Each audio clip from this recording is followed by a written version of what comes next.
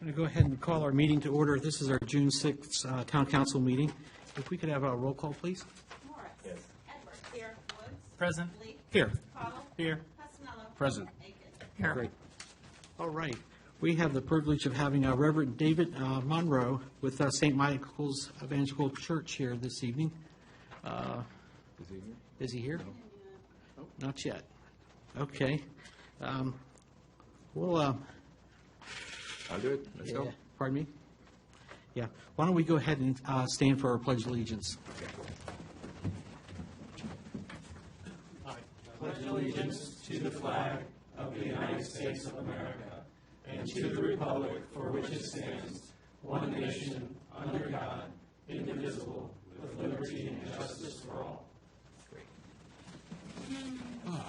We will have our invocation when Pastor does, our Reverend does arrive. Our next item is our citizens' time. And for that, we'll start our citizens' time. We'll have Diane from Pete Canlin's, our Gainesville District Supervisor's Office here to kind of give us some updates of what's going in the county, and then we'll carry on over to our citizens' time after that. Yep. Sure, right there would be great. I think it's situated for the cameras, too. They've got them. Okay. Smile. Yeah. Okay, so just a few updates. Just to let you know, in May, the board passed the zoning text amendment for data centers and substations. Basically, they created an overlay district for the county, which allows substations and data centers to come in areas where they're zoned by right, and any data centers or substations that are trying to come in the county in an area that's zoned for them, but they're not within the overlay district, they will have to apply for a special use permit. So that's just one more area of review for the county to kind of protect against something similar to the Haymarket situation in the future. Let's see. Sorry, I'm not the best public speaker. I get really nervous. You're doing fine. I've avoided this for 4 years until now. So, just something the BOCS did with this overlay district, it can be revised by them in the future, which makes it kind of easy in case some additional land comes up that they decide to include in that overlay district. Right now, there's about 10,000 acres available for data centers and substations to go in the overlay district, which is quite a bit of land. And so, yes, the board voted to approve that. And if you want any more information on this zoning overlay district, you can find it at pwcgov.org/planning. They have it right on their front page. Let's see. Okay. Wait, where's my other stuff? And then, let's see. Other things you're kind of curious. John Marshall Commons. Yep. The board voted to initiate a comprehensive plan amendment for them to change the comprehensive plan designation from commercial to village district, basically. So it's more a combined housing, retail, commercial. The applicant hasn't submitted anything as far as plans so far, but the county is working with them, and they feel like they're getting a better product, so that should be coming forward in the next few months. And if any of you guys are interested, the log mill project, it should be done next week, weather permitting. So that is, they were expecting August, but they were able to get it done pretty fast. Good. Great. And I think that's kind of it that I have. We might have some questions for you. Yes. And hopefully you'll be able to. Yeah. Want to start over to the right here, Joe, or Steve? Well, thank you for coming. That's the first thing. And appreciate you taking the time, and we understand that you're going to be leaving us soon, so Yeah. don't tell us where you're moving to, because I don't think we want to know, because everybody will be jealous, but I want to wish you the best of luck. Thank you. And you will be missed. I've worked with Diana on a number of occasions doing the proclamations and other issues, so Pete's going to be missing his right-hand person. So anything you want to say about the VRE, perhaps? Anything new there? The VRE study is still ongoing. They just had their last community meeting at the end of April. They're still meeting with their various committees that they have. They have like a community committee, a policy committee. They are working with the Norfolk Southern folks because they can't move forward with any of this without cooperation of Norfolk Southern. They're still deciding how far to extend the project, whether it stops at Broad Run, whether it keeps going out here. It just is all dependent on the cooperation of Norfolk Southern and if they can find the funding. Funding is a big thing. I think they're trying to get funding through the NBTA and other resources, but Okay, thank you. you're welcome. On this side? Yeah. Diana, thank you for coming, and surely you will be missed.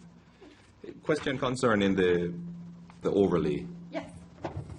Does this affect in any way the SCC and the DVP application? Is there any way this has any? Well, I think because it's gone into effect now, I believe when the substation comes forward, it will probably have to go through the special use permit process. Okay, so in essence, this is helping us even with this present project that's going on. Okay, thank you. And even if it doesn't have to do the special use permit, they still have to do a public facility review, which goes before the planning commission, and then the board can pull it before them. Okay, thank you. Any other questions for Guy? I have to say, I think it does have at least 5 islands where she's going. Yeah. Yes. And there's one other thing we've reached out to Pete. We're trying to work with the county is we get a bill from the county every year for our communications. So that can be of tens of thousands of dollars for our locality for us to communicate with Prince William County. So we're going to be working with the supervisor to try to help, help with that. Yep. So, any other thoughts or comments? We thank you very, very much for coming up. Thank you. Great. Thank you. Yep. And it's been wonderful working with all of you. I'm going to miss you. Absolutely. All right. On the beach.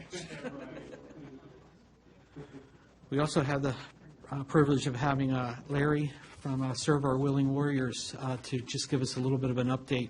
He's the visiting chef program and helps with, I think, providing all those meals for the warriors that go up to the retreat. But I'll let you give us an update on that, sir. Well, for those of you who I've not met, my name is Larry Ziliaks. I'm on the board of directors of Serve Our Willing Warriors, and I'm the lead on the visiting chef program at the Warrior Retreat at Bull Run. Just to kind of recap, in case somebody hasn't been up there and toured it, we purchased an 11,000 square foot home on 37 acres about 3 years ago with the idea that we would just paint it, maybe get some nice furniture in there and invite some wounded warriors from Walter Reed and Fort Belvoir to come out and spend some time away from the hospital and rehab environment. Well, that turned into a 2-year project of completely remodeling the retreat, installing an elevator that goes to all 3 floors, and everything is new. So today, as it stands, it's 31 rooms, 5 bedrooms, 11 bathrooms, 12 TVs, 178 wall outlets, and we have 7 part-time employees, so that we're very excited about. And all of our employees are former volunteers who have the mission in their heart, and they give us 110%. We're blessed to have them. We have about 71 now, as we near our 1-year anniversary. We have about 71 core volunteers that work doing various things at the retreat, and we're always open to more volunteers. If anybody wants to volunteer and do something, we welcome them to come up and be part of our team. Of those 71 core volunteers, right now our participation rate with veterans is right around 58%. So we find that we have a lot of veterans in the community who really want to give back, and they show it by coming up to the retreat and performing various functions.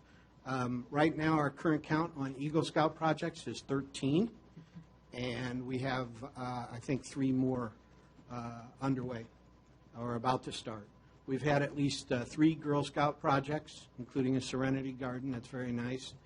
And we have probably close to 1 million Girl Scout cookies up there. We were at Walter Reed last Thursday and put on a barbecue where we served about 250 troops and gave away 300 boxes of Girl Scout cookies. We estimate that over the course of the 2 years, we had approximately 900 volunteers from ages 9 to 92 that came to the property and helped us in some way. We also estimate that over that period of time that the community, in showing their support, donated close to $1.3 million worth of workmanship material and items. And everything is new, from the roof to the couches to the dishes, everything. And one thing we want to make very clear to the council and the citizens of Haymarket is that is not lost on us. That gift that we receive from the community is not lost on the board, and we take our responsibility very seriously and the stewardship of what we've been given by the community. I want to give you some engagement statistics and talk a little bit about who our guests are. Our guests are wounded, ill, or injured active duty service members that come from Walter Reed or Fort Belvoir Community Hospital. Now, we have also hosted an organization called Mighty Oaks, which is a faith-based counseling group out of California that works with severe PTS veterans twice, and they usually bring about 12 with them. All the counselors are former combat veterans, so there's no excuses in that counseling group, and we're very happy to have them, and we're very happy to report that they have, when it comes to suicide or divorce with their graduates, they run 100% success rate, which is huge. We've had, since July and the ribbon cutting, we went through a test period. We went fully operational last Veterans Day in November, and we've had 25 guest stays in that time. We've had a total of 50 warriors that have stayed with us, including the ones from Mighty Oaks. And with them came family members and guests and friends for a total of 171 guests that we've hosted at the retreat. 18% of the warriors have been female warriors, which we're very excited about. The breakdown for the service breakdown is 44% are Army. Marine Corps is in second with 34%, Air Force 4%, Coast Guard 4%, and the Navy at 6%. Of those guests, 62% were combat wounded. Of all of our guests who are combat wounded, we see almost 100% PTS rate. And for many, they also suffer from traumatic brain injury. It's very rare that we see somebody that doesn't have all 3 of those symptoms. We have about 6% of the guests that stay with us are injured or non-combat wounded. 14% are ill, which we also group in that category, cancer patients.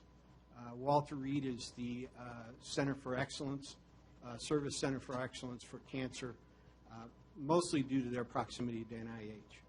And so there are a lot of troops that come to us who have cancer. And then we get about 18%, their medical condition is unknown to us, only because the commands cannot share that information with us because of HIPAA. We have some questions on their intake form, but it's up to them to self-identify with us if they choose to. We now have about 20 off-site activities, so we don't just bring the family out to the retreat and say, we'll see you in 5 days. We have about 20 activities for them to do, go to museums, go to the Leesburg Animal Park, all at no charge. I can tell you our top 3 off-site activities that get chosen the most are White Post Restoration in White Post, Virginia, which is one of the country's premier antique automobile restoration facilities. It's not open to the public, but they give our warriors tours. We also take them out to Winchester, where they get a shooting experience with former Navy SEALs, SEAL Team 6 Navy SEALs that teach them how to shoot. The whole family. Everybody gets to go to the class. And then American helicopters out of Manassas will fly our troops out over the mountains, give them a trip that they don't normally experience. On-site activities, we now have a number of on-site activities. We bring out Semper Canine, which brings out service dogs for the families. Transform Power Yoga here in Haymarket comes up and gives yoga to the families. We have a massage therapist that comes in. And then, of course, my favorite is the Visiting Chef program. My primary skill set is washing the dishes, but I often get to taste the food that the chefs cook. We have currently 42 of some of the finest chefs in the region that volunteer to come to the retreat on Sunday night when a family's in residence and prepare them an extraordinary meal. There are several benefits that the families get from that. One is that we've seen quite a few young service members that don't know chicken has bones. It's McNuggets and ramen noodles and mac and cheese out of a box. So we're trying to introduce them to maybe a little bit better cuisine. We now, thanks to the Prince William County Master Gardener program, they've come up and supervised our volunteers, and we have a garden planted, quite a large garden actually, and that will be available to the chefs as well as the families, and any excess that we harvest from that will go to the Haymarket Food Pantry. One of the unforeseen benefits to the Visiting Chef program was that several spouses have reported to us that because the warrior has PTS, they haven't been out to a restaurant in 2 years. The sound, the noise, the movement, they just can't cope with that, so they just don't go. So we're bringing that culinary experience to them. We're really excited about that. Last night, we had a great chef in, a Coast Guard chef by the name of Jason Roars, who is the chef for the chairman of the Joint Chiefs of Staff. And he came and cooked a fantastic meal for a captain and her husband. One of our latest donations, since many of you may have been up there, we've received a paved driveway, which is awesome, especially this last winter. A half-court basketball court has been put in, donated by Sport Courts. And about a week and a half, 2 weeks ago, we received 20 solar panels were installed on the roof to help with our electrical. Right now, we currently budget roughly $1,200 a month for electrical, and that will help. If it cuts it by 25%, we're really happy about that. We have July 4th was our ribbon cutting, so this July 4th is our 1-year anniversary, and we'd like to invite everyone in the community up to the retreat on July 4th for a Community Appreciation Day. We really couldn't have done it without the community. And if you all come out and have some hot dogs and take a tour of the retreat, we'd really like that. If you have any questions, I'm more than happy to answer them. All right. Questions? Thank you. Yeah. Thank you, Larry. Thank you for everything you do. Sincerely, I can't think of a better organization that's here locally that gives to these severely injured people there. Yeah. It's our pleasure, and the real secret is we get more out of it than we get. Yeah, I can understand that. Thank you.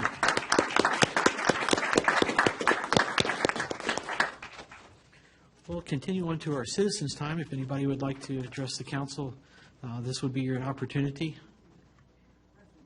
Yes, I was going to have it as soon as we finish citizens, yeah.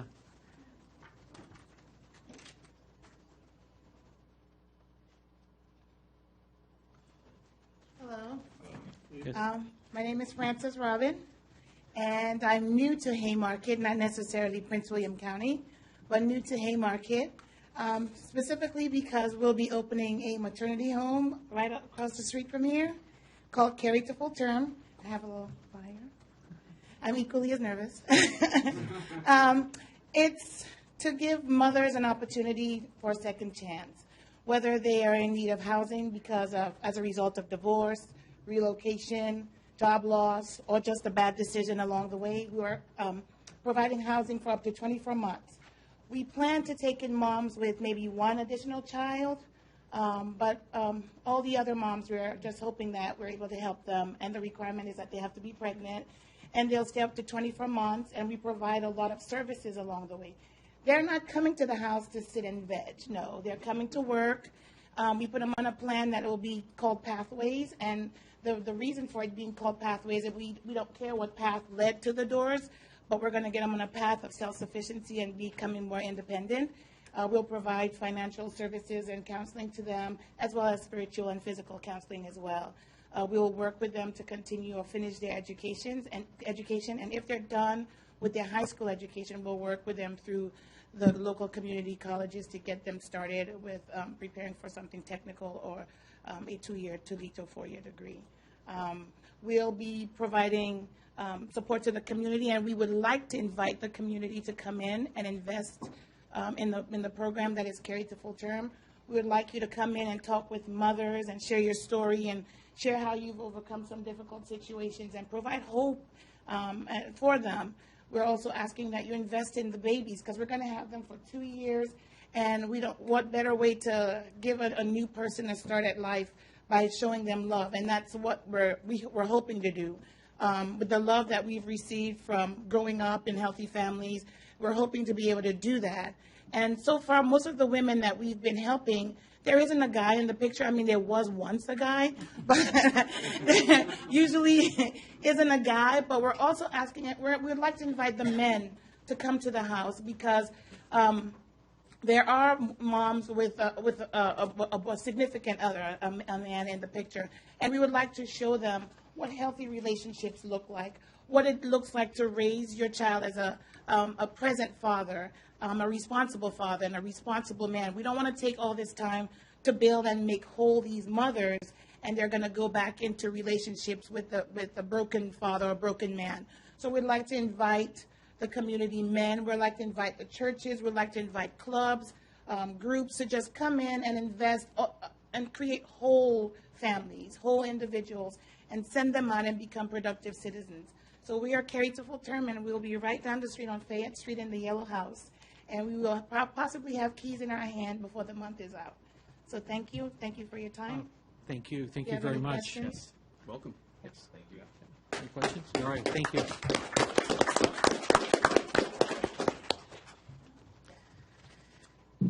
Maria Turner Fayette.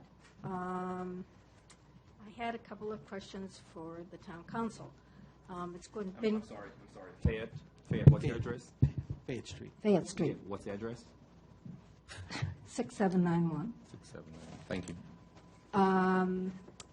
It's been quite a few years that the house on the corner of Fayette and Payne has been in disrepair. Any number of times, town council has said it's going to be demolished. It has been reviewed by building people. It seems to be okay, but it still sits there. Okay. The second question I had is related to this woman's enterprise.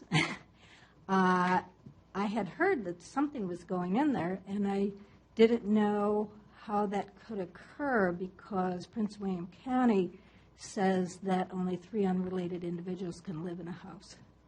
So I don't know how that happened. My next question or statement is about mosquitoes. In 2012, I contacted Jen, and at the time there was something that would have perhaps taken care of the river stream on the other side of the tracks down Old Carolina.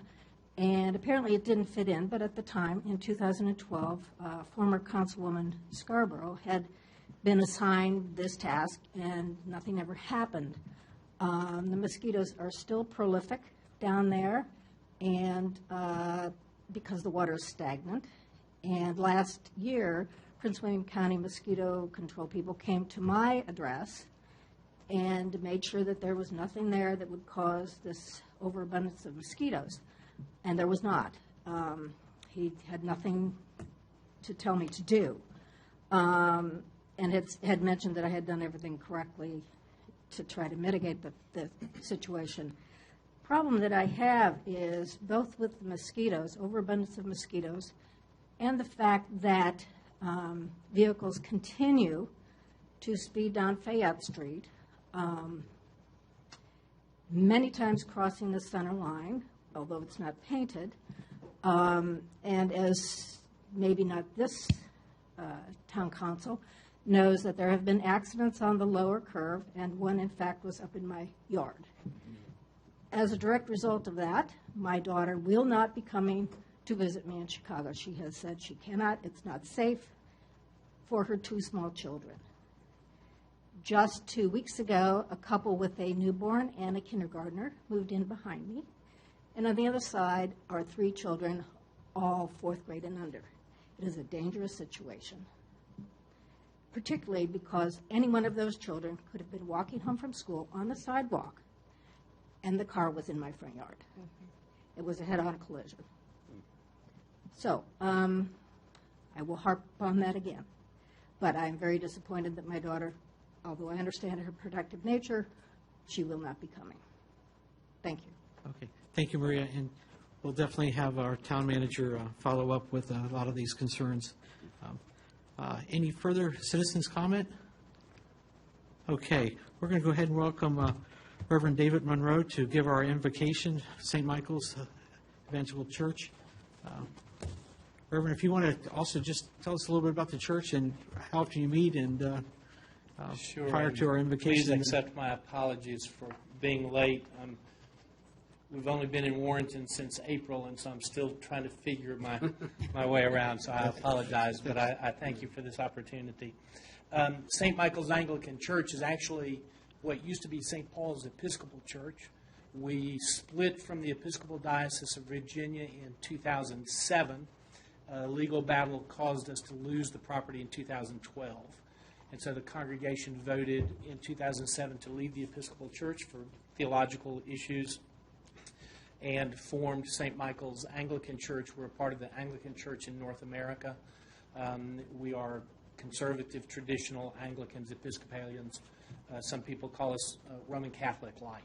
So, we meet at the Hunter Ritchie School in Warrenton.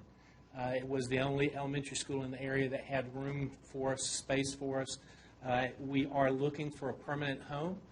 We'd love to settle in Haymarket, but the issue is finding space large enough for us. So we continue to look. As you can tell by my accent, I am not a native Virginian. I'm from Atlanta.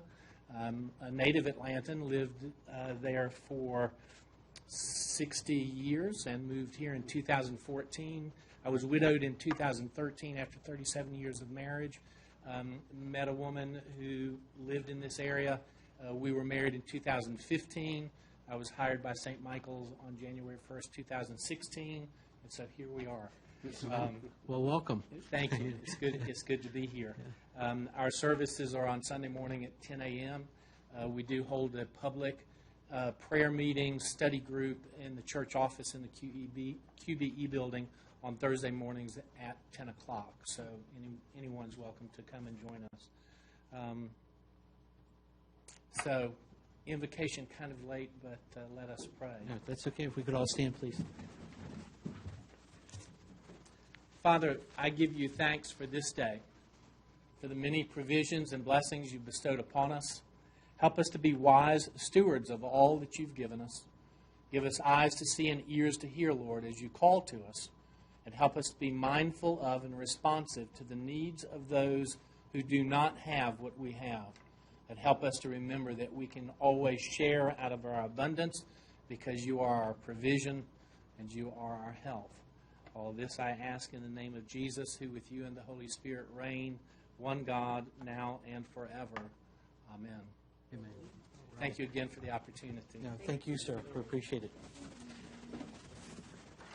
Okay, without objection, we're going to add item number L to our agenda, which would be our CIP, and this would be our packet that was passed out a few days ago, I think was delivered by Brian. So we'll add that to the agenda. And also, we'll be adding, before council member time, executive session. And seeing no objection, we'll have that done. Let's see here. And it brings us up to our next item in our agenda, is our public hearings. So if no objection, I'll go ahead and open our town council part of our public hearing for the three items listed in the agenda: the ZTA open space requirements, the sign ordinance ZTA, and the fiscal year 2017 budget and proposed tax rates. So with that, I'll open it up, and then I'll also then ask for our chair to open up, and we'll come off the dais for the Planning Commission to stand up here and go through the public hearing.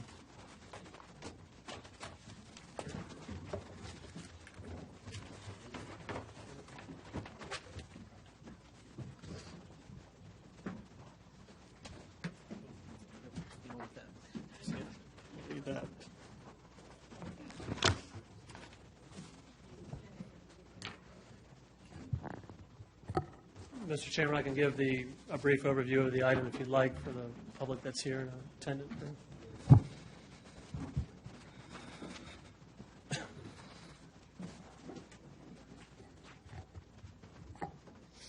All right, well, good evening. At this time, let's do a roll call vote for the PC for this special joint session. Here. Casanello. Here. Cottle. Here. Present. All right, this time, before we get to citizens' comments, if we could get an update, Mr. Marchand, on both the zoning text amendments and then the CIP, if you don't mind. Certainly. First, the zoning and text amendments for open space requirements. The zoning ordinance requires buffering and screening between commercial and residential uses. The town center master plan that will be coming to the commission and the council within the next month required a waiver of a 25-foot setback or buffer yard between residential and commercial uses.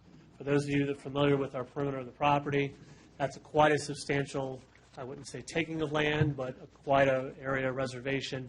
And given what we're trying to do with this property, it becomes untenable. The ordinance does allow alternatives standards if the intent can be met. And what the site plan had proposed was to provide an alternate screen, a fence, some dense evergreen landscaping to give the effect of what would otherwise be a 25-foot yard with plantings and the like. Sheets, Haymarket Baptist Church, a lot of the projects that you reviewed over the last year and a half have had a similar requirement. In reviewing the ad for the waiver requirements for the town center master plan, the town attorney noted that there were some recent court cases that no longer gave the commission the discretion to approve some of these waivers.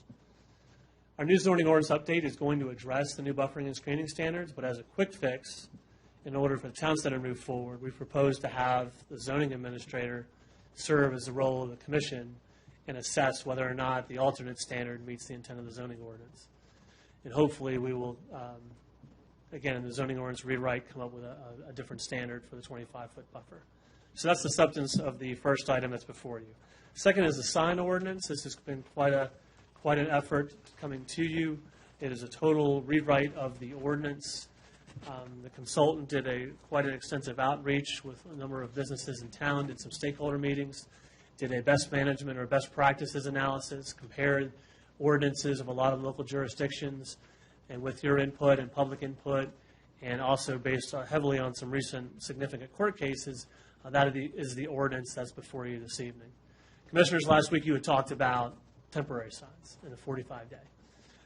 And was there a provision for maybe a 60-day? Talking with the town attorney, just some discussion whether or not we would need to run the ordinance again to do that, to offer a longer period. I guess in hindsight, looking at it, we're meant to address all temporary signs, not just real estate signs. That was part of the court case. Also, zoning enforcement of signs in town is reactive rather than proactive. And that's a situation where someone complains about a particular issue. What I would like to do, given the fact that we've given such an overhaul of this sign ordinance, let's get it out there, let's get it tested, and if it becomes enough of a frequency of an issue, I can come back to you and say, we have run into this issue with the 45 days, and we would like to extend that. So that would be my offer to you to address your concern. Other than that, I'd be happy to answer any questions. Those are the only two items that I needed, or for the commission review, is the sign ordinance and the open space text amendments. Chairman Caudle had asked me earlier if the CIP that was presented to the council included the updates on the text or the narrative, and that has been updated per your direction, and that is part of the document that the council will look at this evening. So, thank you. Sir, I do have a question. Getting back to real estate signs, which we have talked about extensively. So it's my understanding that, just for clarification for everybody in attendance, they're considered a temporary sign. They're good for 45 days. And then after 45 days, they have to, the owner would have to seek permission to re-up it for another 45 days, correct? Correct, and that would be the standard for any temporary sign, not Right. just real estate signs. All right, given the fact that real estate contract closed with the new tiller respite TRID laws that went into effect the end of last October, beginning in November, the shortest window most mortgage companies can close with title companies is 45 days. So perfect world, sign goes up on a Saturday, the time starts ticking. I don't know how else to ask it. How strict are we going to be on this? Because is it my understanding after the 45 days, let's say somebody did complain, which I'm not sure why they would, but let's suppose they did, then you would go out, issue a citation, whatever, they would get 45 additional days. Just so everybody in attendance knows how that's going to work. Two things. One, because of the court legislation, we can't, in temporary signs, we can't distinguish between real estate, garage sale, any other temporary signs that would be there. In this case, if someone were to call and say, I think that that real estate sign or that temporary sign's been up more than 45 days, I'd stop by and say, what is a reasonable extension of that time limit? And it says here in the ordinance, I can give an additional 45 days. So if that would be how I would administer that provision. And then if the days on market is 90 days, which very well could be, given the state of the economy, they could get another 45 days. Correct. If I may read from the ordinance, the zoning administrator may extend the time limit by up to 45 days upon application by the owner at the end of the initial 45-day period, if the applicant shows the sign is maintained in sound condition and the purpose for it still pertains. So to me, you would continue to do that so long as it's a reasonable request and extension. Right. I know real estate agents don't like to leave signs up, nor do homeowners selling. So I just, given the fact that at any given time, 20% of the town or thereabouts could have a home for sale, I just want to make sure that we don't tick off homeowners. So the other side of that is, let's say, we talked about where we can't regulate content, but let's say we have a banner that says coming soon, and we advance it to 60 days. They could be 30 days after that opening, but they still have the sign up there. So this was trying to create a middle ground with which to deal with temporary signs. But again, if it's prolific, we're starting to get a lot of complaints, then I can bring it back to you and we can try to come up with an alternate standard. Right. All right. Anybody else have a question? Well, my question was, I was wondering if real estate signs might be considered under the exemptions category, as you have government signs or signs required by law. I'm just throwing that out as a Real estate signs would not. They would not. Based on the analysis, they would have to be considered the same as other temporary sorts of signs. There's minor signs that don't require a permit. You can have up to 3 per property. That's your campaign signs. You can allow up to 3, less, I believe it's 2 square feet in the ordinance. So there's some provision of some other types of. So the minor sign wouldn't be coming soon? Wouldn't be subject to that. It could be up indefinitely. Because that would be restricting content. You can't, do you know what We I'm saying? define it as a sign. We don't Yes. say, I gave an example of what that sign might be. We're ambiguous in the definition of what some temporary sign or minor signs are. It's going to be a challenge for me. This is a new ordinance for me to administrate, but I think it's a good start. It's unique in the fact that we create distinct districts within the town. So we've tried to capture every anticipated case. I think given the court cases and as much time as the PC's worked on this, I think at this point it's about as good as we're going to get it. But with that caveat, real estate signs seem to be an issue, at least amongst the PC. So we may revisit that in the future. Understood. Yeah. Are there any other questions for Mr. Marchant? All right, I appreciate it. No problem. Thank you. Thank you. And do we have any citizens that would like to speak at this time? All right, seeing none, we will close citizens' time. And again, I appreciate all of you showing up this evening. It's great to see a lot of the chairs filled, especially with what's going on in the town. It's really cool to hear with the home for the ladies and also the Warriors. So at this time, do we have a motion to send the zoning text amendment up to the town council? I will offer a motion that the planning commission forward to the town council ordinance number 2016-004, amending Haymarket Town Code sections 58-599 and 58-703 with a recommendation of approval. All right, thank you, sir. Do we have a second? All right, second. Any discussion? I believe we have discussed many, many hours. All right. All right. Yes, sir. There's a typo in the motion. It says section 58-599 and 58-703 should be 58-699, just for clarity of the record. All right, thank you. Thank you. I could amend my motion. Just 699. Yes, code section 58-699. All right, thank you. All right, we already have a second. All right, all in favor, say aye. Aye. All opposed? All right, motion carries. Going to the next one. The sign ordinance. Again, we've had a lot of discussion on this. Do we have a motion of sending this up to the town council for their consideration? Yes, sir. Chair, I move that the Planning Commission forward ordinance ORD 2016-005, amending Haymarket Town Code, Chapter 58, Article 9, signs to the town council with a recommendation of approval. All right, thank you, sir. Do we have a second? I'll second that. Thank you, ma'am. All right, any discussion? Again, we've probably discussed this more than any issue. All right, seeing none, all in favor say aye. Aye. Aye. All opposed? All right, motion carries. Do I have a motion to adjourn the PC for this evening? Make a motion to adjourn. Second? All right, all in favor say aye. Aye. All opposed? All right, thank you for your service to the town. Chairman.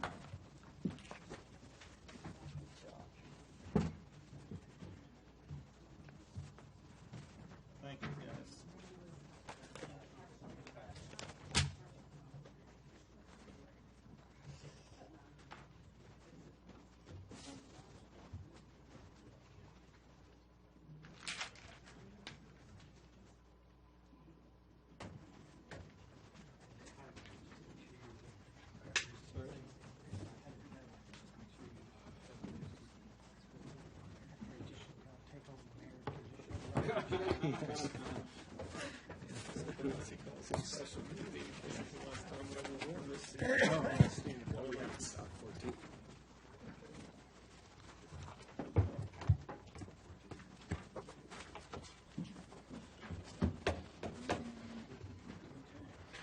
All right, we're going to continue on. At this time, if there's no objection, I'm going to go ahead and close the town council's public hearing. And seeing no objection, it's About the tax rate. closed for a public hearing. Yeah, public hearing for the budget and tax rate. I don't know if people knew that they could Oh, so he didn't mention that. I apologize. So if anybody would like to comment on our, either for or against our proposed tax our rates, now would be the time. Yes. I'm not sure if you, did you open the public hearing? Yes, for all three. I apologize. For all three items. So, I was jotting down. yeah. And seeing none, then there again, we'll go ahead and close our town council public hearing. All right, our next item on our agenda is our approval of minutes. We take them all or in part. I make a motion to approve the minutes from February 17th Finance Committee, March 16th Finance Committee, April 20th Finance Committee, April 25th regular council meeting, May 12th special meeting, May 18th Finance Committee, and May 23rd Public Facilities Committee. I'll second that. Motions on the floor have been seconded. Any discussion? Seeing none, all in favor say aye. Aye. Opposed? Abstentions? Carries unanimously. Okay, our next item is our department reports. And as Brian mentioned, I think in one of his cover letters, that in the essence, to save time, that if we had questions, of course, to reach out to the different parties. But if not, if we have any specific questions now regarding our department reports, this would be a good time to, yes. Sure, absolutely. You want to go first, Joe? No, you go right ahead. I just had a question, and I'm guessing it's for Brian. The two crosswalks at, no, just one blank. Madison? Yes, thank you. Path in Madison. And Madison. What's the status on having those brought up to what they should be? You mean the repainting? Yeah. Originally, what that was factored into is the town's capital improvements plan had funds allocated in those in the plan to address all the crosswalks through the town, because the crosswalks also at Jefferson Street and Washington Street also desperately need to be replaced. So the theory was at the time that we would go ahead and change those to what's considered stamped asphalt, and then that time would repaint all the crosswalks throughout the town and stuff. There's also another crosswalk at both Fayette and Washington as well. All those crosswalks actually are in need of being replaced, and so the reason why it was held off at Madison and Washington, or the intersection also there with Hunting Path. It was coming to me and stuff. That's the reason those were held off. But we certainly can look into it. It's one of those things that's in your CIP. It's just a matter of, it'd make more sense to do them. Yeah, it'd make more sense to do them at the same time. If you just put paint down on those, it won't. There's a special process you really have to go with for painting those, and you really want a company. It's not a matter of just bringing in a contractor to paint the crosswalks in. So when you go to do the company that you would hire to replace the crosswalks that I mentioned at the other locations, would probably be the best time to do them all at one time. Well, my opinion on that is if we're doing a blight ordinance, we need to clean up our own messes, so that's... Yeah. Councilor Woods. My question relating to that is, that was, at least at Hunting Path, Washington, and Madison, was part of the streetscape project, and it faded like 2 weeks after they put it down. It did. Was there any sort of consideration made with Finley, with any sort of trying to get that as warranty work? We haven't approached Finley, and mainly the reason why is because we knew we had other crosswalk work to be done. I'm going to turn it over to our town engineer because I know she actually knows a little bit more about the process. Yes, actually, what happened is that we were looking at going back and doing it, as Brian had mentioned, as part of an overall project, and instead of disrupting traffic, because we thought it was going to happen sooner than later, and we came to an agreement with Finley that we didn't pay them for that asphalt that faded. We didn't pay them for any of that, and what that meant is we actually got the stamping for free. It's the color that we would have to apply. But recognizing that the job was faded so quickly, they got paid nothing for the portion that faded. Okay. Just want to make sure some consideration was made. Yes. Thank you. Probably maybe to better organize this, why don't we kind of just go for each of the things? Does anybody have any questions for the Main Street I know Janice is not here this evening, but Maybe just one Yeah. comment, and I think I already spoke or asked her about it. If when she's sending out items for the Haymarket Day, if she could BCC the council so that when individuals reply all, we don't get their applications.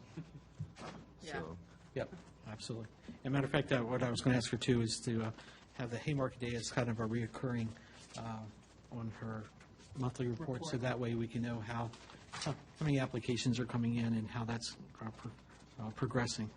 So, and of course, as we see, we have the coffee and conversation on June 13th, and the health fair and fitness on June the 25th is coming up here.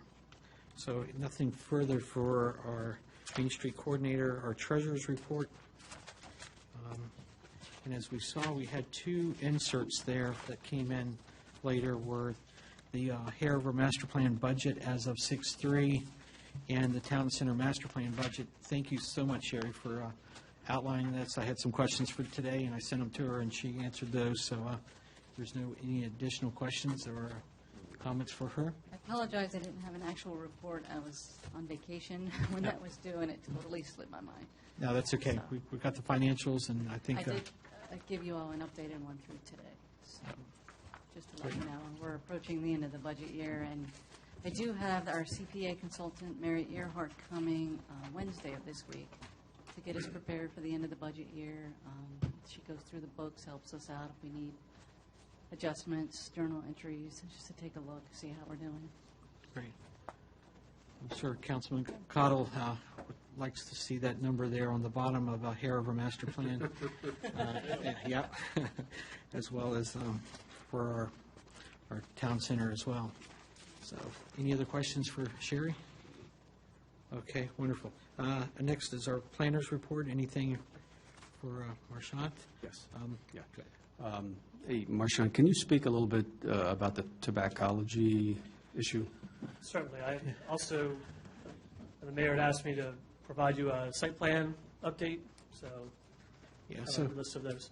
So tobaccology, and I did meet with Brett last week. He's the operator. Now, understand the players. We have the business owner, the property owner, which is the lodge, and then we have the engineering firm that's handling the site plan. If you recall, last September, tobaccology came to you and asked for a temporary occupancy permit. And that was a proactive approach on our part, seeing the projects that were ahead of their site plan, which was Chick-fil-A and Sheetz and other applications that were in there. That gave them some time to go ahead, get established. Normally, the order of operation is site plan approval before you get an occupancy permit. So we're being proactive in trying to get them up and established while we got through what I would call a backlog at the time of land use applications. We responded to tobaccology's site plan. It wasn't just tobaccology, it was also an expansion of the lodge and improvements along Washington Street. They decided to scale back that project. They resubmitted, and in the summary that's to you, we are to provide them what we call second submission comments by the end of this week. I did talk to Brett as well, understood his frustration. A lot of times it's the perception or understanding the development process, and I think there may have been some communication between the property owner and the engineer and the business owner. So we've closed that loop. They had hoped to have their lot paved, tobaccology, by July. The earliest the plans can get to you then, but even if it's approved, what he mentioned was getting a contractor lined up just won't make that timeline. But we do expect to have the plans approved by the summer so that they can move forward with improving the lot, hopefully by Haymarket Day. So I appreciated his concerns being brought to me. The other part of the question tobaccology had, I do not keep regular office hours. Holly does have some office hours during the week. Part of the reason why we were provided the cell phones was that we could provide that on-demand sort of phone call so that if we're not here, people are given our phone number and our email address to do that. But we have heard that before, that people would like to have to be able to come in and meet with someone individually, but this is the situation we're dealing with at the moment. And I believe we do a pretty good job of trying to respond as quickly as we can. So, did that answer your questions, Council? Thank you. Of course, brought up another question. So I understand with his thing that he has an event on July 13th, which is like a grand event. is there anything that we can do to help him meet that goal for this, things that he's trying to get done for this opening? In other words, would it take a terms of special paving the meeting? lot? In terms- Right, is there any kind of special meeting or public hearing to help in this process? If that's an option, Holly and I got to finish our review, and if there's some other technical issue, part of the reason why they scaled back was dealing with the stormwater regulations. We'll know better once we get our reviews done. If it's something that we can expedite, we'll certainly bring that to your attention. Again, his issue was at this point, he may not be able to line up Gossam to come out and pave it, even if we were to get it done in a week. Right. So, but if that's an option, we'll bring it to the council's attention and we'll let you know. The commission's also involved. Okay. There's also another time saver. We're combining the preliminary and the final. Normally, you have the preliminary, and 4 months following, you have the final. We've combined those two, so that's another savings that we're trying to bring to that business owner. So great efficiency. I don't know Holly. if I heard Sure. Marchand mention it, but another thing that we have done is we provided them a letter stating that if they wanted to pave up to 2,500 square feet, which is the cutoff for requiring a site plan, that they're able to do that without going through the site plan process. So we gave them that option as well. That was several months ago. Okay. All right. I think the concern with that was, if they paved the lot consistent with the site plan, I think the challenge was if for some reason the site plan had to change and you had to tear up that, we didn't want to, but that was an option we did offer to them, so. I don't know if the council has a chance to look at this, but I asked Marchand and Holly to come up with it. It's great to have the reports, but this is really the Bible that they're working off of as far as getting the information of who's active in our checklist here. And I think this will be great to, if there's no objection, to have this done every month. This was a first draft. We'll make it a little bit more robust sort of report, but yes, it is a tool for you to be able to know. Right, and as we can see, there's so many projects that we've got that currently working on. Yep. So I really appreciate you asking for this. It was one of the comments that I had. I was going to be a little bit more lenient and ask for it every quarter, but I'll accept it every month. I think new things come in every month, too. Yeah, that's true. As well. And I really like it, but when you look at each of these different site plans and the updates, Marchand, do we have, or do the business owners have a list for step-by-step what is required of them? Like, do they know that after they submit an item, there's a waiting period on our review? They know what the next step is? Because what I'm hearing is that there's communication issues, and from the email that I got this week, it was the business owner saying one thing, but that's not really what was happening. There was just a miscommunication. How do we go by addressing the issue of the business owner and the town knowing what the next step is? Because this is good. Right here on the notes, it says waiting, and it lists the party who we're waiting on. A couple things. One, I think with Brett had a legitimate concern. It's been raining. We've had a deluge. Half his parking lot's been tracked through his business. So I think he has a concern and wants to move faster, and we understand that. In terms of communication, we ask for a single point of contact when an application comes in. Who is our point of contact? And that's the person we correspond, give them the estimated timelines. The ordinance has some timelines within it. One of the projects Brian has charged us with is coming up with a kind of a self-serve sort of document. But typically what happens is once we've submitted, we write them an email, we've accepted your application, you anticipate comments here. In the tobaccology, that was an email sent to the property owner's engineer, and that may have not been relayed to the business owner. But in a situation where we become aware that obviously that owner has an interest, we'll work on making sure all those parties are involved. We get too many people wanting part of that information. We can have conflicting information, whether intentionally or not. So, yes, there is some initial description of what the timelines would be, but our ultimate goal is, again, to have a kind of a better self-service sort of flow chart or documents that people, if Holly and I are not here and the staff needs to answer a question, they'll have that tool available for them. Okay, thank you. I do have a couple more. Sure, absolutely.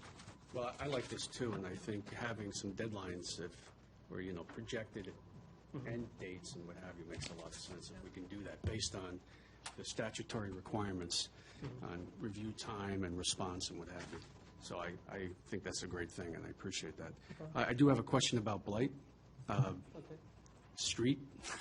We're not going to, I need to turn this off next time. I can barely hear you with that. Oh, okay, I'll get a little closer. Can you refresh my memory about the 5 homes going in, and are they putting in the sidewalk along Blight and then curving around on Washington?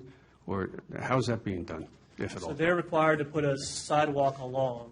They've posted a bond, so I believe they can push that sidewalk to the end of the project at their discretion. It is going to end, the sidewalk will terminate at Washington, but it will curve slightly, and they've agreed to do kind of a safe haven for bus stop, for children that want to sit with the bus stop. Good. We did not ask them to construct the streetscape segment, curb and gutter brick sidewalks, given the short distance. They did provide, I want to say it's 1510. We already have the right-of-way, which was a cost, and they gave us additional monies as well, so that when we do build the frontage along Harover, we'll have the money to go ahead and tie it all the way into Blight Drive. Okay.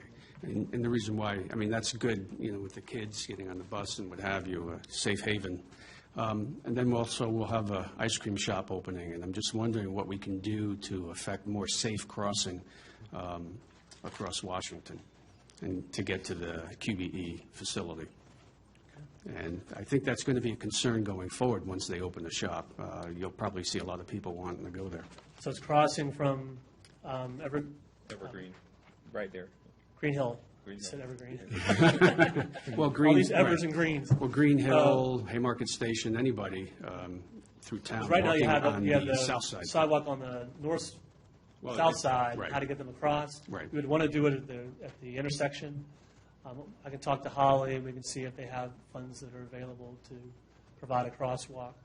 And with any standard, VDOT has all these standards about how you can do it. Right. We can certainly ask and look into it. John Marshall Commons. Yes. The project that was described to you earlier. Yes. The rezoning is being resubmitted, and they are proffering to build a streetscape along the frontage of QBE, curb, gutter, and sidewalk. Oh, And so then you'll still have the issue of trying to cross the street. and that's the one where they were going to adopt our standard? Or they're Correct. gonna That's what they're proposing right now is very similar. I think we're going to give them the design schematic for our streetscape. That's the project that has a traffic circle in front of the post office, Matt loves it. multifamily and other types of things. So I don't have a horizon for that, Right. but hopefully sooner rather than later we'll begin to complete that streetscape. We will follow up on the crosswalk. Okay. Thank you, Marcia. Vice Mayor. Brings a question up as they're offering to build the sidewalk in front of QBE. Why would they offer that? Are they looking for something from us? I don't think it's anything that nefarious. Obviously, if they do want our support, they are required by the county to provide pedestrian and multi-purpose trail along Washington Street. And what they were offering to do is to provide that connection to Blight. Obviously, having that critical mass of population there, we want people to come into town. Mm-hmm. And so, yes, I think it is a carrot, and hopefully that will garner some support by the town. Why not continue it all the way to the church? That's the art of negotiation. It's art of negotiation. We want to have. I would look very favorably on that. We got to have a nexus, and we have the new proper legislation coming up in July.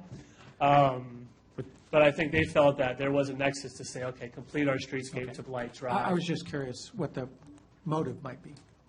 It is. They're wanting to, and I think altruistically, they want to make a quality community and complete the connection. But yes, they are, I think, hoping that the council will support part of the project and that element as well. I had a meeting with Supervisor Canlin to hopefully build on that and possibly do in front of Green Hill, where we have from 100 so off feet, I guess? Yeah, just trying to think the one street, basically to Green Hill to the next street over. No, not Red House. Susquehanna, thank you. Yes. So there's a part there that we have no sidewalk, but he thought it's favorable that we could possibly. Susquehanna, that's for the post office? Yeah, just about close, very close. So part of the traffic circle there will require them to do a certain amount of sidewalks. Right. How far west it'll tie in, so we'll have to look. It's just kind of my understanding that now's the time to ask for these things as this process goes. And I understand it's grandfathered through, in other words, the revisions that are happening with proffers. This is not applicable by us having these. You are technically correct, it is. But again, to a nexus, we can always ask. There's nothing wrong with asking, but they may say that more of our impact is tied to blight. But it can't hurt to ask. After July 1, we're not allowed to ask. Mr. Mayor, if I might just piggyback on that a little bit. Actually, the new legislation is not entirely new, and it builds on existing constitutional law and statutes, so it does hurt to ask. Okay. You have to be really careful what you're asking for and make sure that not only does it have a nexus with the benefit that you are allowing the property owner, but also that it's roughly proportional to what they might be giving up. So that the benefit, in other words, for them building an off-site sidewalk is roughly proportional to what they're getting in terms of their benefit. So we probably should do a little seminar for the council and the planning commission at some point when it's maybe a little bit quieter. We don't have quite as much on the agenda. Maybe we could look at doing that over the summertime. Okay.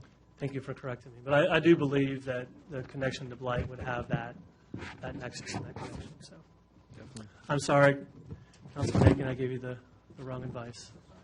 Yep. Martin will kick me later under the table. Any other comments for our planner? All right, great. Thank you, sir. Thank you. Any comments for our building official? None. Move on to our engineer's report. Any comments for Holly? There again, Holly and Rashant will be working on this site plan monthly report to help us out here. All right. Holly, there was something that you needed to advise the council?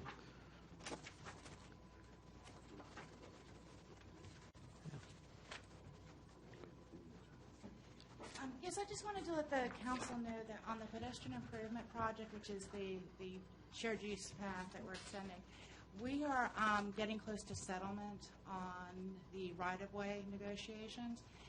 Previous council had, and I just want to let you know, previous councils had approved the mayor or the vice mayor in his absence to sign off on any financial documents, and that would include the settlements with the property owner, so long as it's within the right-of-way budget.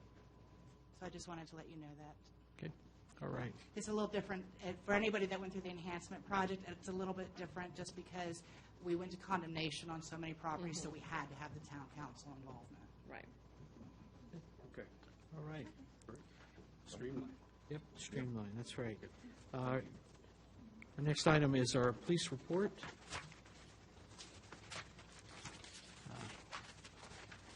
He's still writing? I know, I tell you, drove, rode all the way down to Texas. Wow. Let's see if there's any other. Can we put Corey on the spot? Yeah, we were. That's what I was hoping to. Is see if there wasn't anything that we had to ask for. Yeah, Corey, I have a question, sir. I have a question. Can we look to the podium? Come on. Sweating right now. That's right. Were you going to go into the percentages of? Yeah. Sorry, in the chief's absence, and I intend to communicate with the chief about this, but we have been seeing the black bear, one or two of them around, and I would love for, just for the chief to put together a directive for residents what to do if they should see it, because I've heard rumors of someone attempting to want to kill it. I just want the proper directive from the police department what we should do as residents. So I intend to reach out to the chief just to ask him directive, just to send out something to the residents, whether it be fleeing, making whatever it is, just directives. I'm pretty sure that Donna might sent out an e-blast, if I'm not mistaken. Yes, about the bear. About the bear, but I'm not. Facebook page and across the website from the Animal Control and the Warden's office, exactly what to do if you make contact with a bear, what you should do, what you should Yeah. Because we work under their guidelines. All right. Okay, any other Mr. questions? Mayor, there's a comment from, That was in the, For our listening audience, our council member-elect John Cole had said that bird feeders attract the bears, so I guess we have to be diligent where you actually locate them, or make it so high. Just, yeah, Best thing to do is move them inside, right? yeah. Okay. All right. Thank you, sir. Well, thank you, sir. Thank you for attending here. Town managers report. Mr. Henshaw.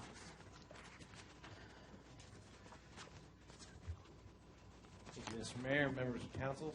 One of the things that I was, when we went through the Main Street Coordinators department report, she is looking for volunteers to help sign up through the ARB, the Town Council, and the Planning Commission to help work at the museum. So she'd like me to pass this sign-up sheet around. If anyone can volunteer some time. for Haymarket Day. No, this is throughout For the museum. Okay.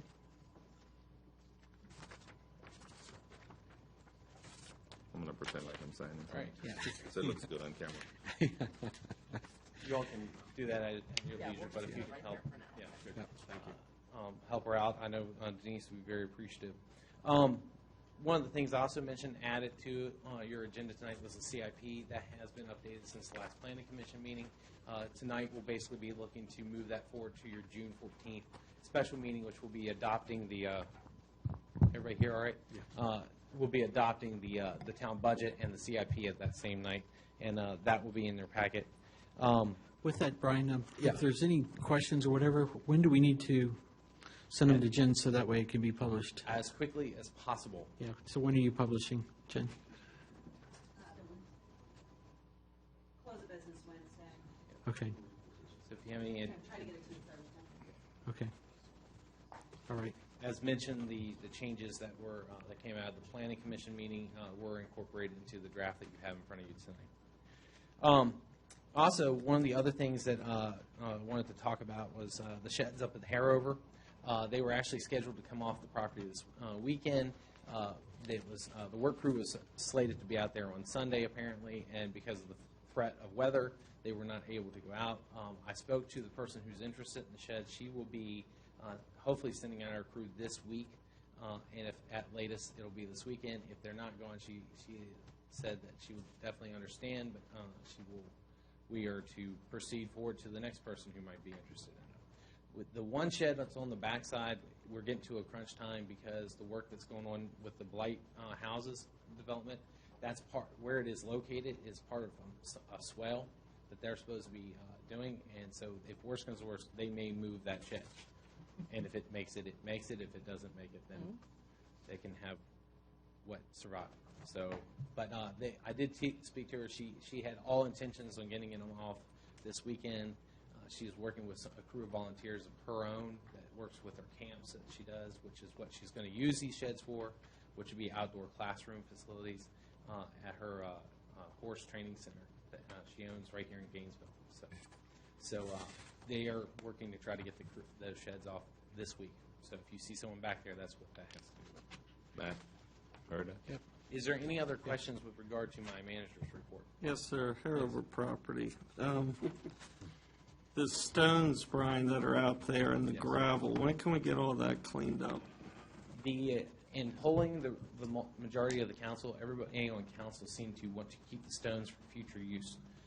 In working with Hazel Construction, who does the work, who's doing the work on Blight, they are in agreement to help us out and relocate the masonry stones and hopefully create more of a buttoned-up kind of pile, if you will, towards the back portion of the property, or in a different location if we can find it. If you all want them over, I would have to defer to the council to make a decision as a whole whether or not you want them. Otherwise, we'll have to haul them off-site. Can we get a straw vote on this? Is there a yay or nay, or just come around with discussion of save the stone, not save the stone? Have you viewed it? Sir, excuse me. Before we do the vote, didn't you Not have a a vote. comment on it as far as not being able to use it? Well, yeah, I had sent back to say I didn't really see a value after re-looking at the site and the area to save saving it for what? To crush it, to, you know? The only thing is that I think the good stone is underneath.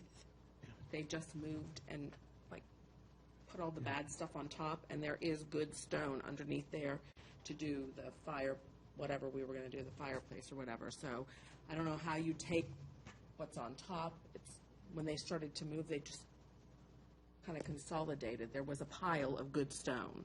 Right. I know just the limited research that I did, to be able to take this stone, to clean it up, to be able to repurpose it for, you know, I'm just not sure the value would be there. But I'd be curious just to see if anybody had changed their position since maybe speaking to Brian. Vice Mayor? If we have good stone, I say keep it. But from what we can see right now, it's not good stone. Unless there's stuff hidden, I'd say just get rid of it. Councilman Passanelli. I was going to say, I'm agnostic on the issue, but do we have any masons who can take a look at it and tell us whether it's worth it or not? Is anybody available that can take a quick look? We could find that question out.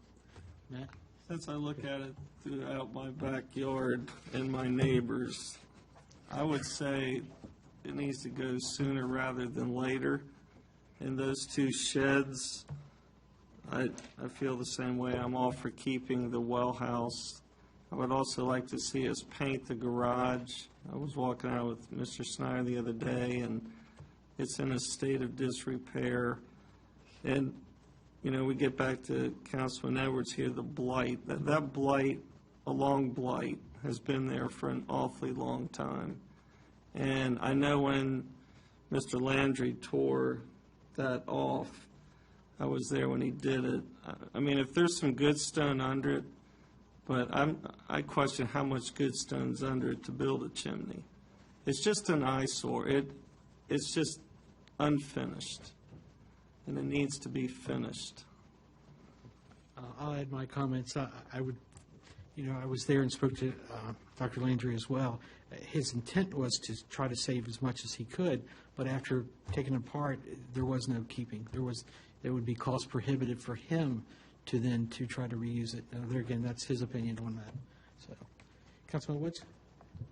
If there's a critical mass, then I say we keep as much as we can, but it sounds like perhaps that's not much of an option. So if I had to put you for either stay or go, what do I do? In the interest of the town looking good, I would say go. Okay. Councilwoman Edwards. You know, my opinion on that, it's, someone needs to go up there and look at it. They just took everything when they were trying to get those machines in there, and they put everything together. And there were some good stones up there. If I don't know that we need to save 1,000 of them, but that was a part of the ARB's recommendation, is that we have something from the house to repurpose. So keep it. I'm going to put you as a stay, which is a 3-3 right now. Not to put any pressure on you. Oh, no, my mind is made up. I mean, I think we should get rid of it. Okay, all right. I think we would have a majority, or at least a tie-breaking vote if it was to be voted on, a consensus to move forward. Well, whoever we get to remove it, I mean, if they find good stone underneath, why can't they, at that time, leave it? Or maybe Councilwoman Edwards might like to be there when they remove it, if she is available, and say, oh, let's keep these 5 and 10 or whatever, and get rid of the rest once we uncover it. We have a complete staff in this town, full-time staff. I think someone can be up there and see what's. We could definitely schedule someone. The problem with that, though, is that what they think that's not. It's I think they're intelligent human beings. I think they can figure it out. Good. Okay. Put it on the staff. All right. So there's council votes and it gets thrown out. I will approach Hazel and see if they would have any use for it. The other thing is, I know when they did the original clearing, there was a lot of like just slag and junk stone. I mean, it's just concrete, busted up concrete and everything. They actually tried to separate it out. If you look up there, the more of the stones around it. The other thing is, if you want to give back, if you can have patience for maybe just a week or 2 weeks, you could always just open it up to the community, right, and say who would like landscaping stones or landscaping rocks. I mean, I'm just throwing that out there as a suggestion. I'm not saying you have to do it, but it would be one way of you're putting it back out there in the community. It's, you know, you are salvaging, you're reusing at that point. But otherwise, I'll approach Hazel and see if they have any way to transport it off. Okay. Councilman Cottle? Yes, sir.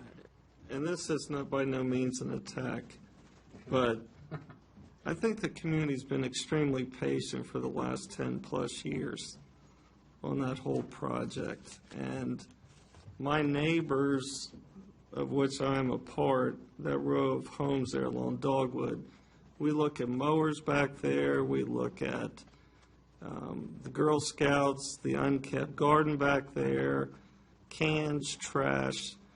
A lot of the stuff in the town on that property tends to make it where it's not seen along Washington Street, but the 14 or some odd homes there are continually staring at junk. And I think it's time we finish for the new council seats, and I'm going to keep pushing on that, to get that place cleaned up. Here we go. Okay. Last comment? Nope.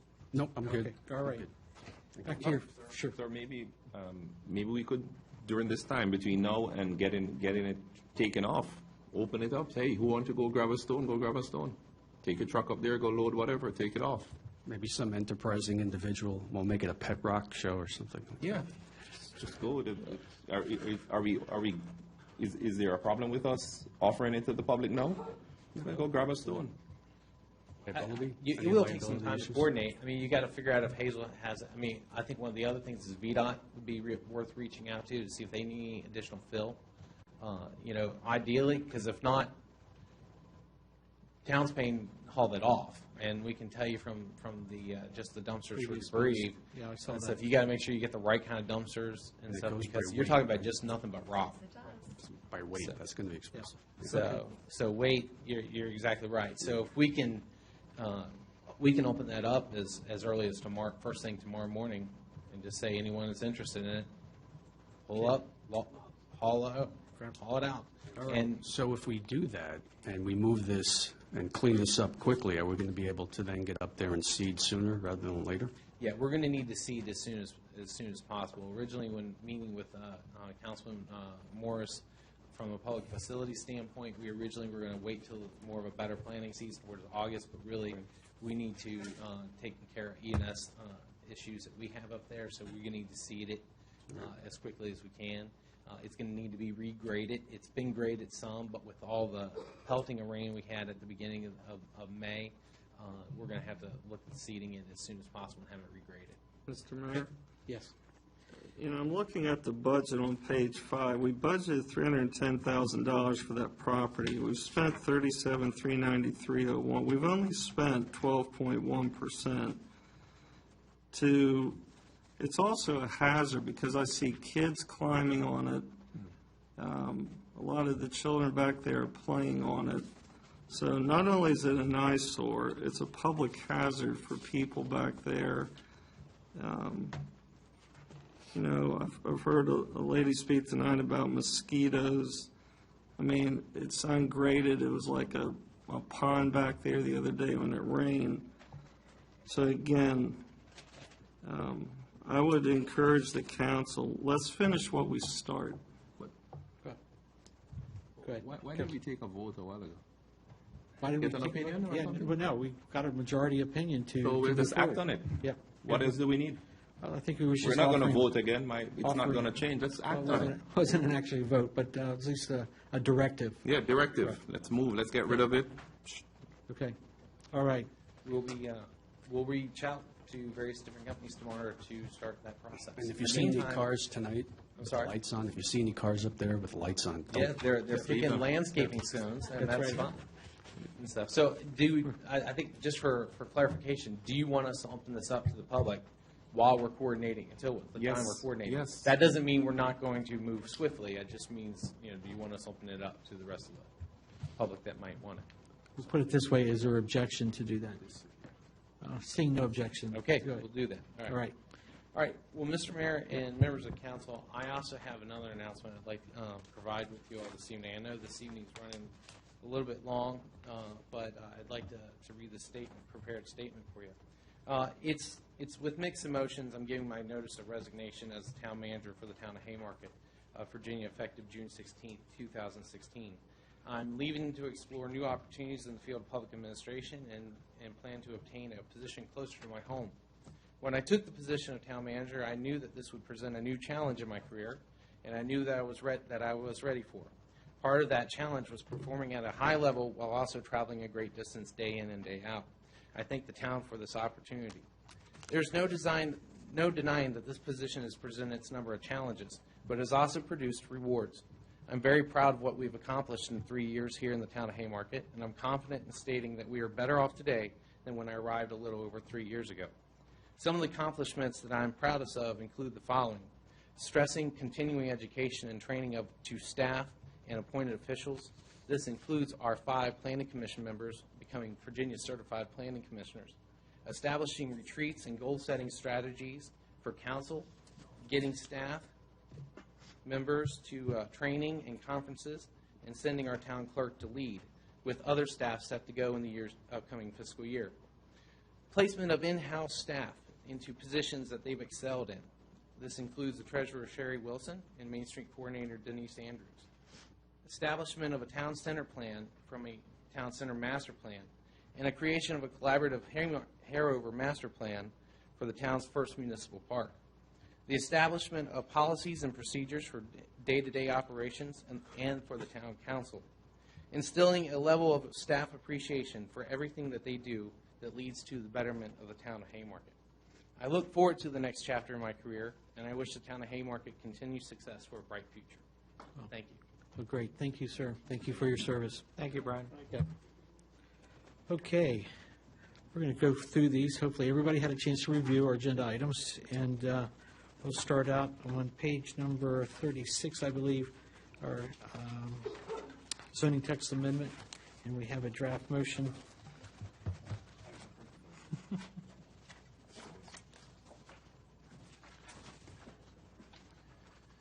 Mr. Mayor, I move that the Town Council adopt ordinance ORD number 2016-004, amending the Town Haymarket Town Code, sections 58699 and 58703.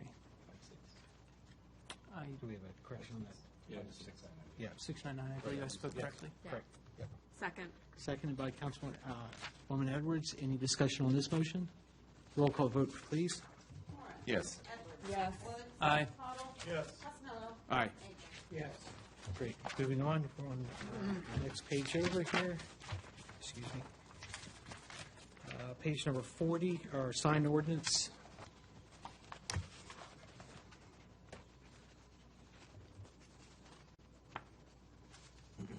I move that the town council adopt ordinance number 2016-005, amending Haymarket Town Code, Chapter 58, Article 9, signs.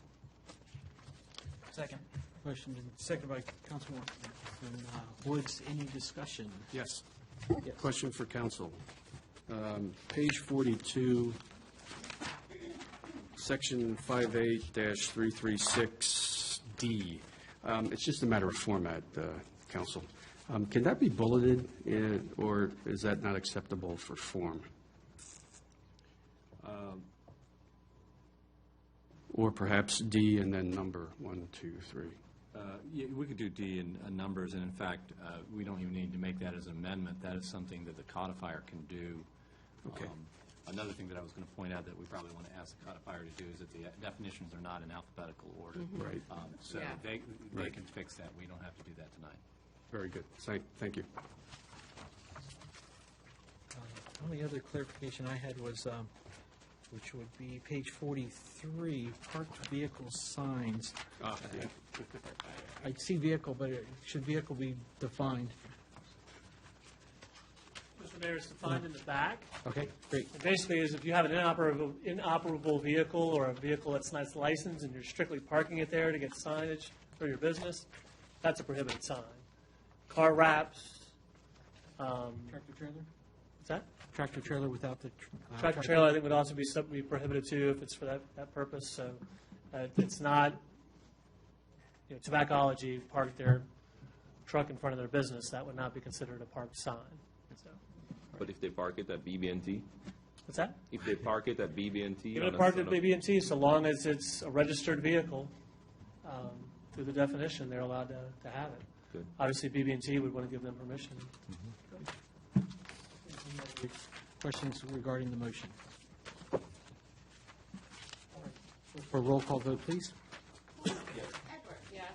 Wood. Aye. Cottle. Yes. Passanello. Aye. Yes. We'll move further down to page 60, our hazardous duty enhancement retirement benefit.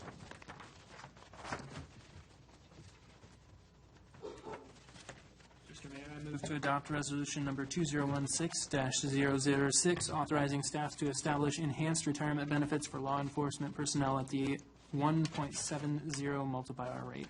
Second. Well, actually, we'll honor Councilwoman Edwards' second. Be the gentleman thing to do, correct? Okay. Discussion on the motion. Yes, discussion. Yes, sir. Question. In the resolution, second paragraph, now that we know Brian has made it official, does that have to be edited? Be the position. Yeah, we certainly could be edited to just say, be it further resolved that the town manager and clerk are hereby authorized, et cetera. Very good. Okay, thank you. That's it. Further discussion on that? All in, excuse me, roll call vote, please. Morris. Yes. Edwards. Yes. Wood. Aye. Cottle. Yes. Passanello. Aye. Aiken. Yes. Great. Okay.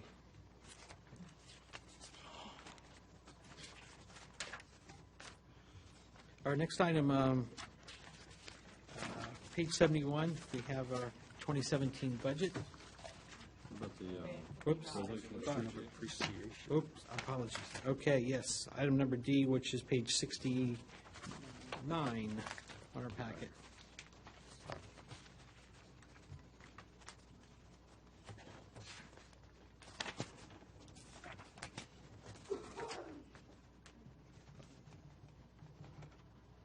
Mr. Mayor, I move that the town council pass resolution RES 2016-007, a resolution of appreciation for Virginia Department of Transportation's construction and engineering inspection services on the Washington Street Phase 1A Enhancement Project EN 96-233-128C502. I'll second that. And seconded. Councilman Passanello, any discussion on the motion? All in favor, say aye. Aye. Anyone opposed? Motion's unanimous. All right. Moving further to our fiscal budget, page 71.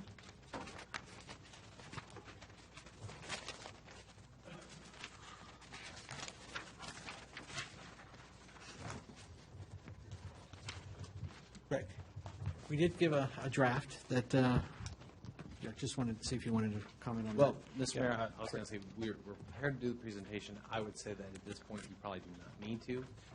Just a couple highlights I would point out with your proposed budget is that the tax rate did remain neutral, and that this year does separate your general fund budget from your capital budget. And other than that, we're presenting you a balanced budget for moving forward. The next course of action would be to move to the special meeting called for June 14th to adopt said budget. Okay. Any other questions, concerns for this? Yep, I do have one question, just for clarification. Page 77, we talk about cash on hand, and then we talk about 30% reserve per fiscal policy. That's 50% of the 30%, right?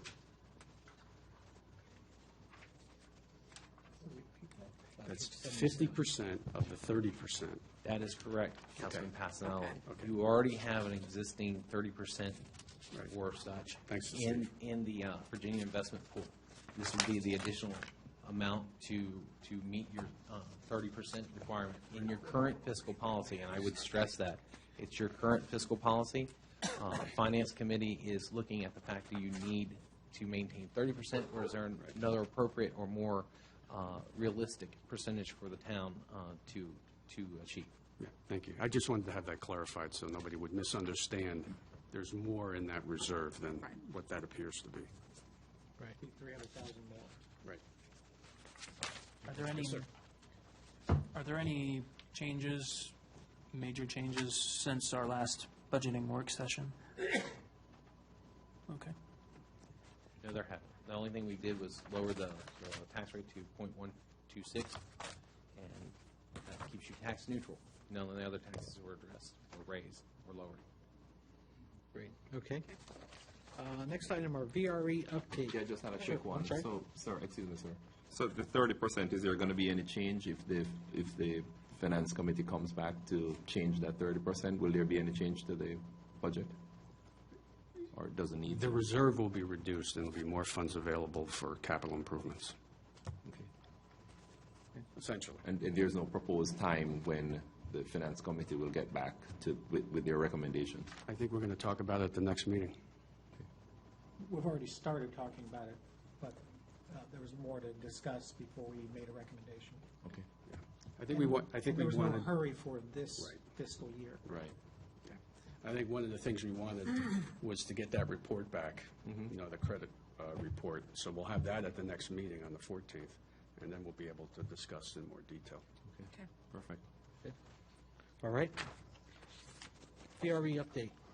I have some stuff. Sure, absolutely. I reached out to Doug Allen, the CEO, and thanks to Diana, she gave us a little bit of feedback. But I'll just tell you that at the April community meeting, it was well attended. There were about 90 attendees there.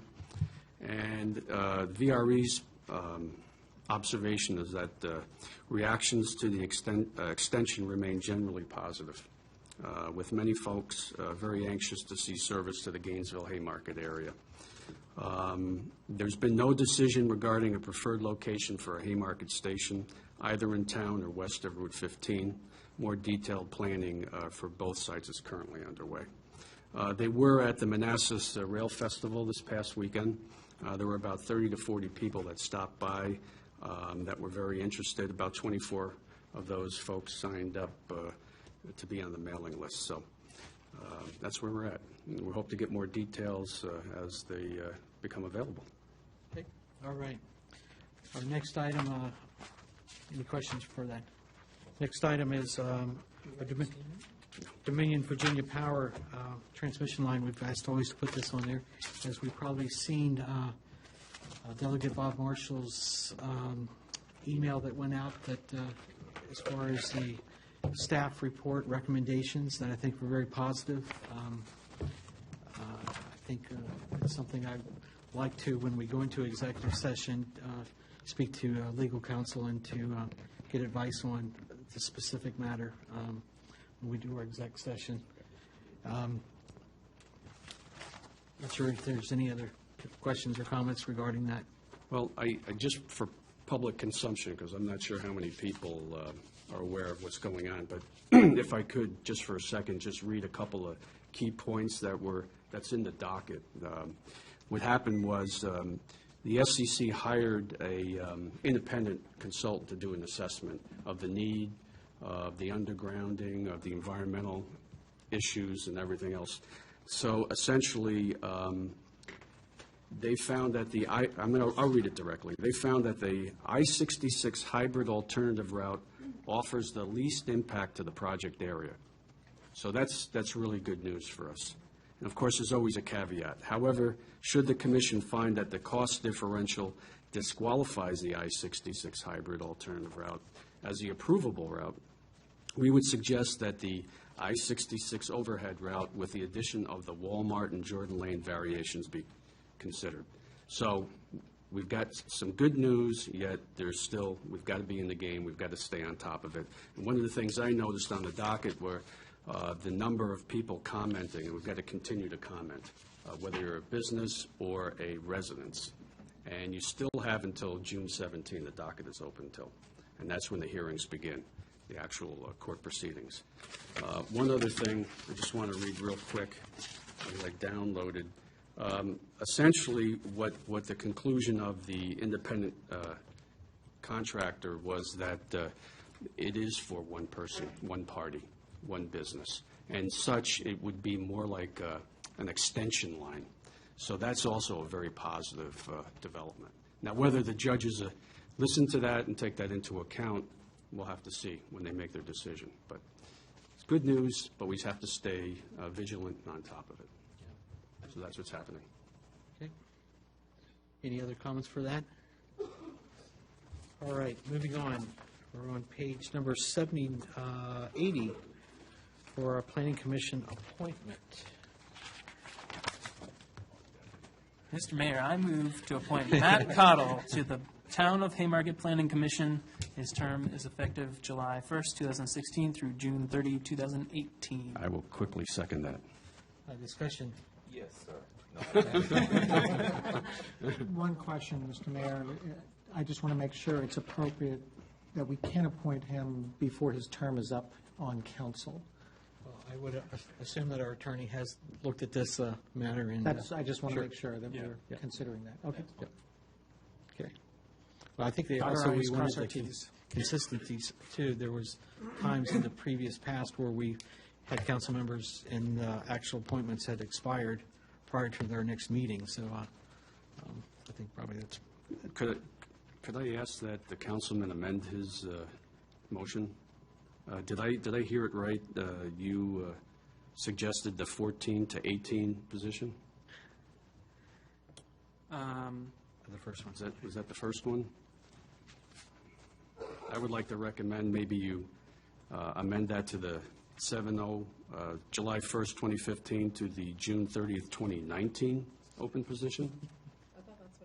Is that what he said? He said the 18. No. No, it's, the motion is the 18th. Well, he can make any motion he wants. And the motion stands. Okay. No, because we have a very qualified. Yes, I understand that, but I was making a try. All right, any other discussion regarding the motion? Okay, roll call vote, please. Yes. Yes. Aye.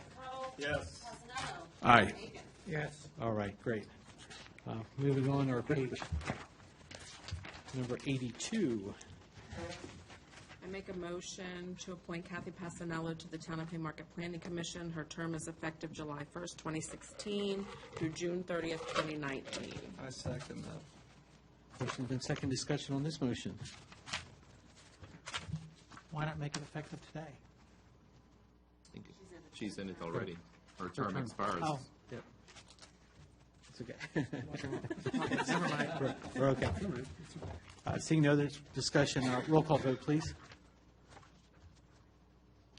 Yes. Okay. Morris. Yes. Edwards. Yes. Aye. Yes. Aye. Yes. All right, great. Our next item we have on page number 84, our bond release. We have a draft motion as well. Mr. Mayor, I move that the town council release the Genesis Contracting and Consulting $24,407 performance and payment bond, bond number 717333952, held for the construction of the access improvements to the Southern Railway Caboose Enhancement Project. Okay, Oh, I'll second that. all right. Second, any discussion on this motion? Yes, sir. I would just like to publicly thank Genesis for fixing that area, the walkthrough from the caboose, and they did it without cost. So just want to pass it on, Holly, just to thank them. Okay. Any other discussion on the motion? Seeing none, roll call vote, please. Yes. Yes. Aye. Yes. Yes.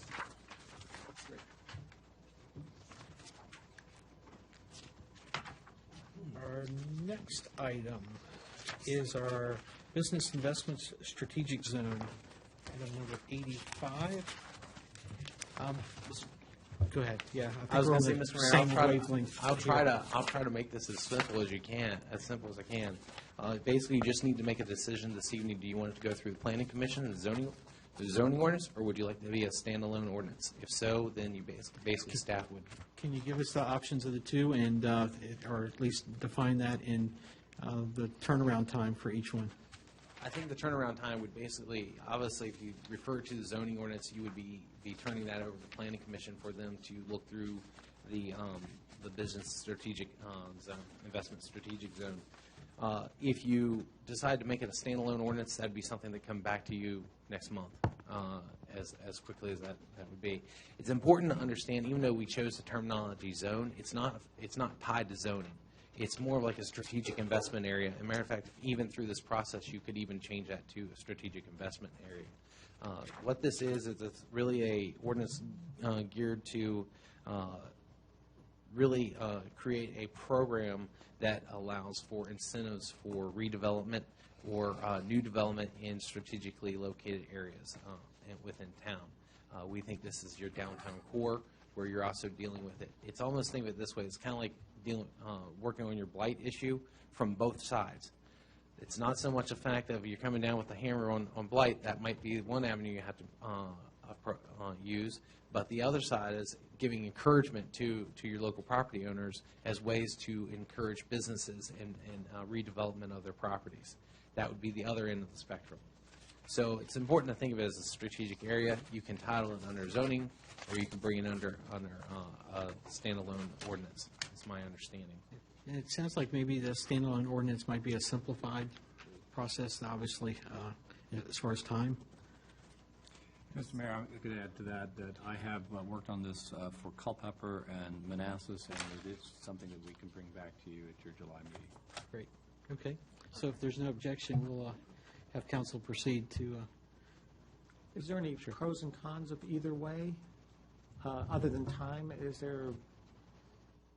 The Planning Commission might have some insight into how it would best fit in with your comprehensive plan. Yes, I would prefer having the Planning Commission. We've been blessed with some guys on the Planning Commission who has insights and knowledge that would help us, and I would hate to go ahead and eliminate their views. Okay. Let's keep going around the dais here. Councilwoman Edwards, any thoughts? I would like to have their input, but I also, could Martin draft it and then we send it for input to the Planning Commission, or, do you know what I'm saying? There you go. Good as long as we get something from them. Yeah. There are people there with insights, not the chairman, but there are people there with insights. Okay. Any further comments? Nope. Councilman Woods? I agree with my esteemed colleague, Councilwoman Edwards. Okay. I agree with Councilman Edwards. Yeah. I like the concept of having the Planning Commission, just take a quick look at it and see how it works. I mean, I was thinking the same thing as our council was stating, the comprehensive plan, kind of a review against that. So, Vice Mayor? I agree that it should go through both. Okay, great. There's our directive.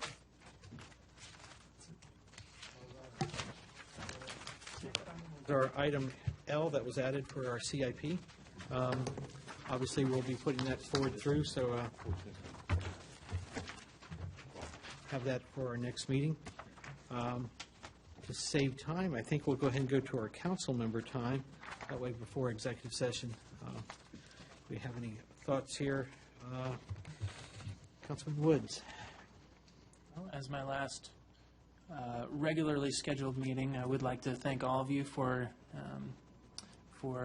your help and for just the opportunity to be involved in the town. It's been a great pleasure, and I've really enjoyed the experience. I will definitely miss when we move. I will miss the town of Haymarket, and I will think fondly of all of you as you continue on. I charge you to continue the good work and to continue improving the town, continue going through the strategic plan that we had started with 2 years ago and finish that out. I think there were some good items in there that have yet to be done, and I would encourage you all to continue with those. Well, great. Thank you. Thank you for your service as well, sir. Councilman Cottle.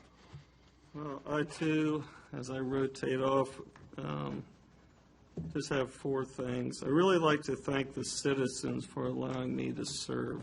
It's been I've really felt a heavy sense of responsibility being a citizen as well, just that weight of serving.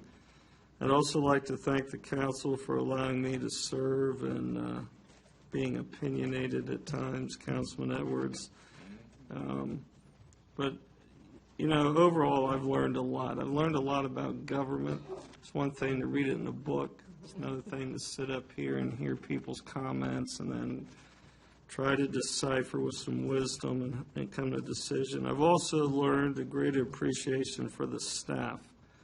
You know, it's easy to make a directive. It's a whole other thing to carry it out. So I would like to thank the staff for all the countless hours you put in. And I know you don't have to do it, but you do. You make Haymarket a better place to live. I would like to challenge the council to finish the Harover project. You know, we joke a lot about it, but having helped Mr. Harover move out over a decade ago and just seeing all the ups and downs with that project, I know I'm pretty hard on that, but I'd really like to see it come to fruition for the citizens, where it's just not some place that gets mowed once a week. The kids can actually be out there with their parents throwing the ball, some place to really build community. It's one thing to walk a town, it's another thing to sit and talk to people in the town. And then, you know, I'll be praying for wisdom for the next council, that you just keep pushing the ball forward, and I will do my part on the PC. So that's all I've got. Thank you. Thank you, and thank you for your service, sir. Councilman Morse. Oh, thank you, sir. Yeah. The only thing I have is, well, first of all, thank you for giving us the opportunity to serve alongside you guys, Mr. Woods and Mr. Cotto. And just to remind individuals of the dinner this Friday for Corporal Deandra. So, but outside of that, sir, that's it. Okay. All right. Next, Councilman Passanella. Susan. Yeah, no, it's here on the agenda. Oh, okay. She mixes Well, we it up can a little always bit. try to amend it, right? First thing I want to say is, I have a few things to say here tonight, this being our last official meeting. Brian, I want to wish you nothing but the best going forward. I think you've done a lot of good stuff here. I think you did a great job with the strategic action plan and bringing us together as a team. You recognized early in the process it was really important to develop that dynamic. So I wish you luck. I think you'll do well. And thanks for your service to the town of Haymarket. Absolutely. Yep. Kurt, it's been a pleasure. You know, William and Matthew and Emily, right? Yep. I wish you guys a lot of luck going forward. Maybe you can put your TV on or your computer and watch us, and we'll wave to you some night. But I hope this doesn't end for you here. I hope that you take what you've learned and the experiences, you bring it with you back home as you reconnect with family and friends, and maybe get involved back there. Might be difficult with a young family, but may take some time, but eventually I think you would serve any community very well. Mr. Matt, it's been a pleasure. It's been a pleasure sitting next to you, and you know, I think you're going to be sorely missed. Your wisdom and your dedication and your critical thinking has been very, very helpful. So I tried to get you onto a longer tenure on the PC, but I failed. But we'll figure it out. We'll figure out another way to do it if we can. You are a true testament to our community. So thank you. Thank you. I just want to say one more thing to our two new members who will be coming on board July 1st. I know they're in the audience today, and I just wanted to welcome them tonight. And I think we've got a lot of work to do, but I think they bring a lot of great tools to the table, and I look forward to working with you going forward. Mr. Mayor, thank you. Great. Thank you, sir. Vice Mayor Aiken. Well, again, Kurt, thank you for your time. Wish your family well in your new adventures in another state. Matt, I know that we have not seen the last of you, and you'll be needling us from the Planning Commission as necessary. And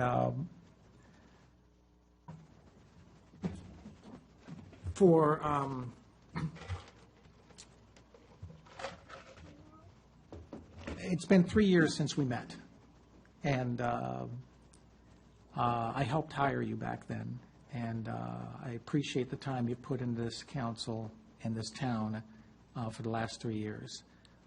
It is better than it was back then, and you are part of that reason. The whole staff is part of that reason, but you included in that. And I do wish you best, and I hope to hear from you periodically and see how you're doing. So good luck to you and your family, and Godspeed. And that's all I have. All right, great. Yeah, I think I agree with all the sentiments that's been shared. You skipped me, but Did that's I? fine. Oh, I did. I apologize. Fine, you go first. No. I'm always sorry.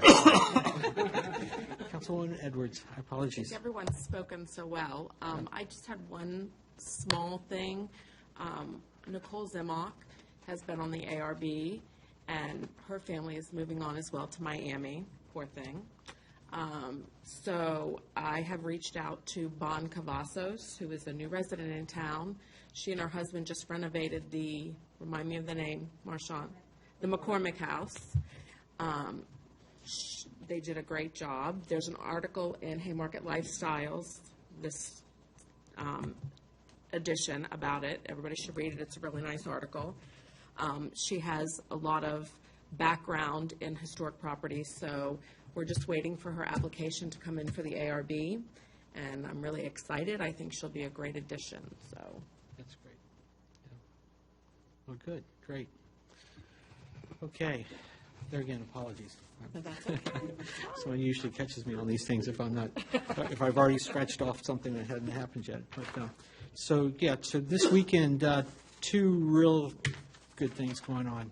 We have what we're referring to as a Taste of Haymarket. We're a special community fundraiser for, actually, he's now Sergeant D'Andrea. I had to be corrected. I guess promoted from his corporal status. Been in contact with actually this weekend. He's in California, flying back today. But the first thing is a fundraiser to all funds going directly to him or Homes for the Troops. And I can say that the community has really risen for this occasion of their generosity. We're calling it a Taste of Haymarket, so it is a dinner between 5 and 7. And we're having most of the area restaurants that are participating that have donated the food, 100%, no fees. We have things like, example, Walmart has donated half a pallet of water between this event and then the following event happening on Saturday. Gift certificates, the baskets that are being put together that we're going to be doing a silent auction to are unbelievable. You're talking about dinners for up to 8 people for this one restaurant. As far as golf outings for 4 people at the finest golf courts that we have in our area here. Just a lot of different things that are going to hopefully directly benefit him for this Homes for Our Troops. And as he's now coming to the end, it was Earth Day last year where we did a groundbreaking ceremony for him where we lined the streets with people and flags and welcomed him to our community.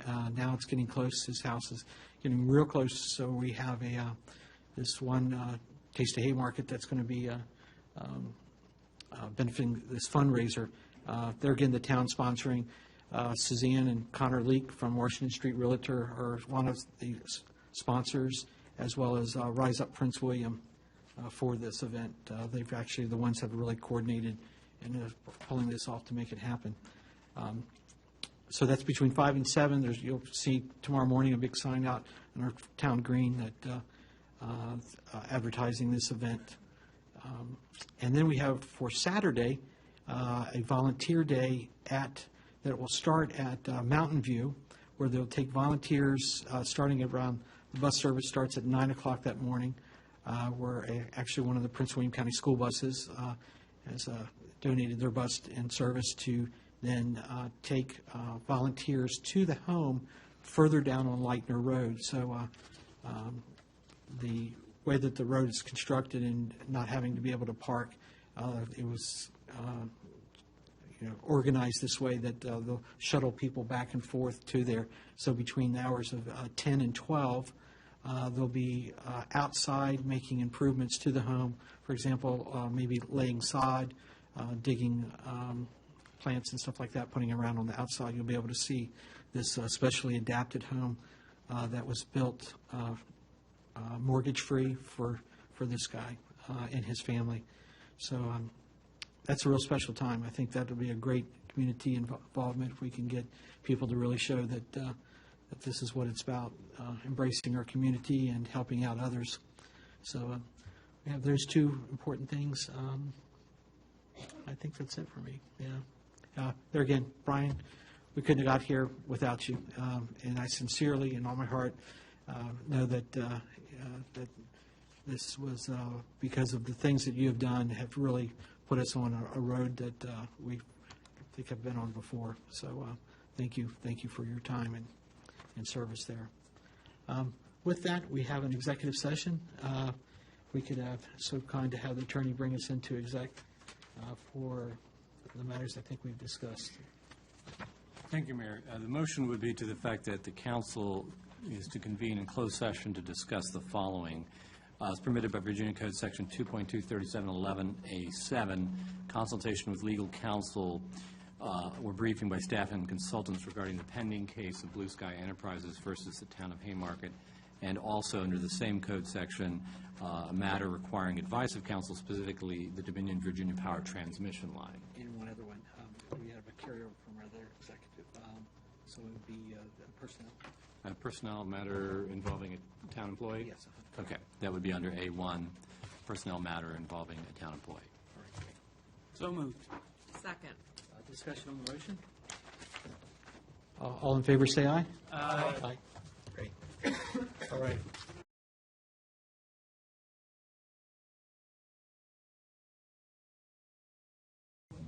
Yep, waiting for Sherry.